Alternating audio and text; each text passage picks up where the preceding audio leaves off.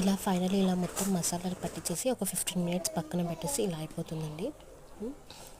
Eggs చూస్తున్నారు కదా, నేను ఆల్రెడీ ఉడకపెట్టేసి దాన్ని మొత్తం తొక్క తీసేసి కట్ చేసి ఇలా పెట్టుకున్నానండి. ఇది లాస్ట్లో మనం నంచుకొని తినడానికి మాత్రమే. ఇక ఆయిల్లో డీప్ ఫ్రైకి ప్రిపేర్ చేశాను. ఆయిల్ బాగా అరగంట సేపు మరగబెట్టిన తర్వాత దాంట్లో ఇది వేసాను.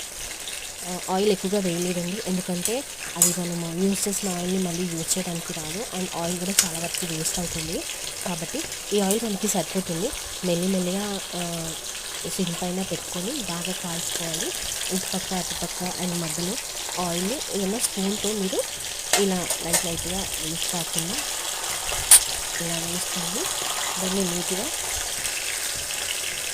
చూస్తున్నారు కదండి. ఇప్పుడు ఆల్రెడీ బ్యాక్ చేసేసాను. ఇప్పుడు ఫ్రంట్ బాగా వేగుతుంది.